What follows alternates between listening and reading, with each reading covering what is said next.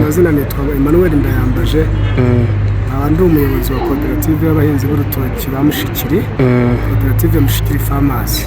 Mushikiri ni umwe mu mirenge igize akarere ka Kirehe, kandi ni umurenge umaze gutera imbere ukungahaye ku mpamvu z'ubuhinzi, cyane cyane igihingwa dushyira imbere ni igihingwa cy'urutoki, ku buryo tumaze kuzamura umusaruro ku rwego rushimishije.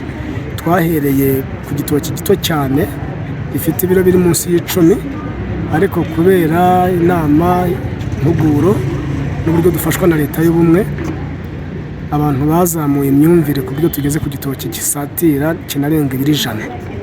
Ibyo bikaba bimaze gutuma umuntu wa Mushikiri ashobora kwihaza mu biribwa no kubona ifaranga, cyane cyane yo turi mu gihe bifite ibeyi nziza, uretse ubuhoko bifite ibeyi iri hasi cyane kuko byabaye byinshi. Kugira tweze igitoki cyiza ni uko icyambere ni uko dushyiramo ubushake, tukabikora tubikunze, kandi tugakoresha ifumbire ikomoka ku nka zatangwa na Perezida wa Repubulika. Tugeze no ku rwego rwo kujya no kusigura mu tundi turere aho bafite amafamu, tugakoresha ifumbire n'isaso, kandi urutoki twarwitaho tukarugirira isuku. Umurenge wa Mushikiri usubiye inyuma gato ugize utugari 5. Koperative irahakorera hose, ikaba ihafite abanyamuryango bagera ku 1431. Urebye duhinga ku buso bwa hegitari 1280.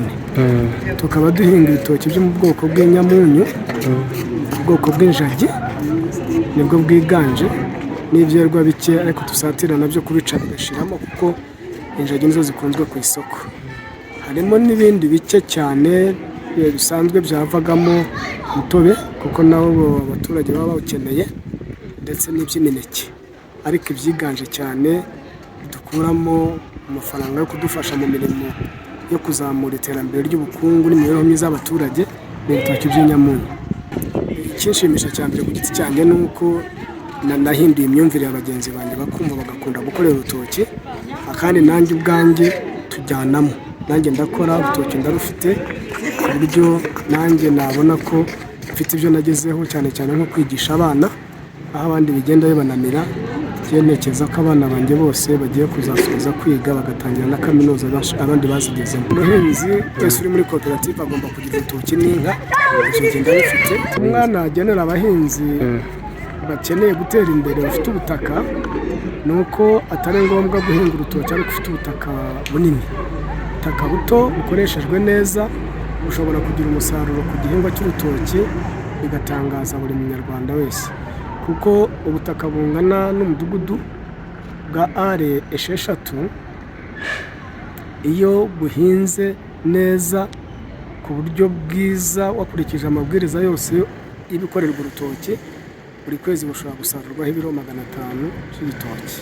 Aho rero bikaba bigaragara ko igihe ikiro kiri kugura 400, ibyo biro 500 byavamo 200,000 rero ku kwezi.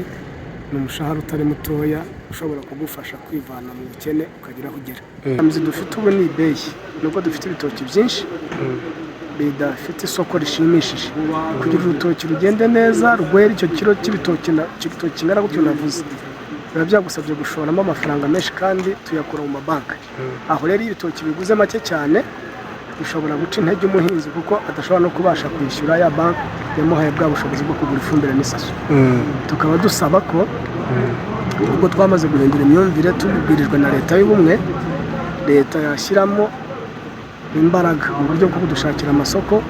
Birashoboka hanze y'igihugu bakaba babibonera isoko bikaribwa, cyangwa n'aha mu gihugu bakaba bakumiriye ibiribwa bitabora bikajya mu masitoke.